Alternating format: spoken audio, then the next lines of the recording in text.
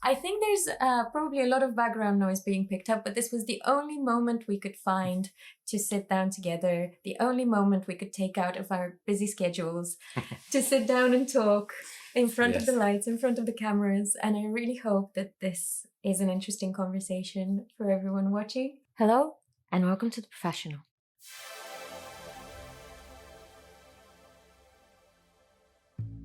The Professional is a channel I started with the idea of lifting the veil on the realities of working in the fashion industry from the point of view of the people in the background. Those real professionals whose names you probably don't know, but they are the people that truly make things happen at every level and every facet of this big business that is fashion nowadays. They're not the big household names and not the recent graduates with the big dreams, but they're the ones that I think deeply understand the problems, the issues we're facing, and perhaps the unglamorous side of what it takes to create true glamour. This is a new channel, so I'm experimenting with different types of content to understand what could be truly valuable to you as a viewer. So if you have any feedback, please drop me a comment. It would all be appreciated, and I'll try to take it into account as best I can. Today I'm trying something a bit different. This is the first sit-down interview I'm doing with the very, very talented Matthias Winkler. Our conversation was very, very dense, covering lots of topics that I think could be interesting both to those already working in the industry or those hoping to get into it. So I've decided to split it into sections, and I will drop those as short videos over the next few days. And for those who want to hear the full conversation, a longer video will follow. Hello, Matthias. Hi, Eva. How are you? I'm great, thank you. I'm so happy to have you here. So, full disclosure, me and Matthias graduated 10 years ago. Yes, it's already 10 years. It's already 10 years from the Royal College of Art. We both studied footwear. I did women's footwear, you did men's. Our journey has been quite different since that point in time. True. You're in a very exciting place now. You're running your own label in Berlin.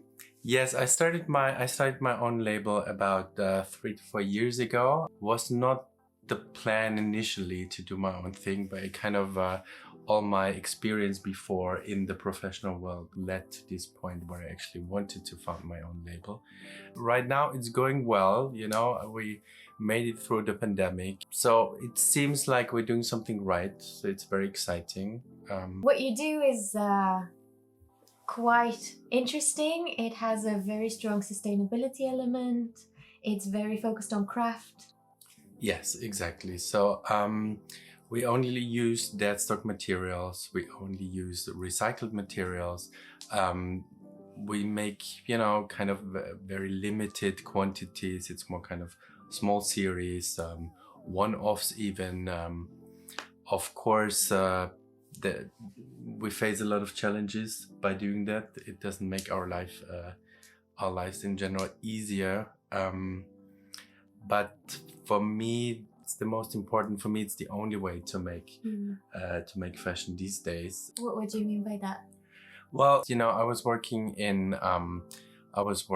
different aspects of fashion, and I got very tired, exhausted, kind of fed up with how things are done very often. And we all know the way fashion is going now is not good for people, is not good for our planet. We can't continue like this. So I thought for years, well, you know, I kind of would like to do my own thing, but the last thing the world needs is another fashion label, because kind of we need the opposite. We need to slow down, we need to do less, we need to consume less.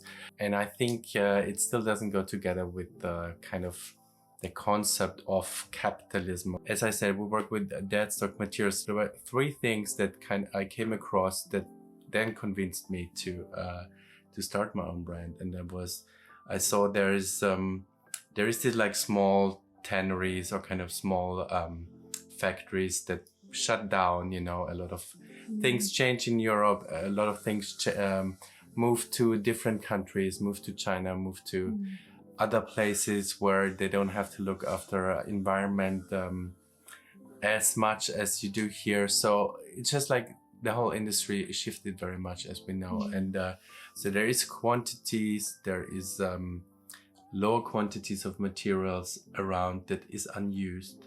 There's of course machinery that is not used anymore.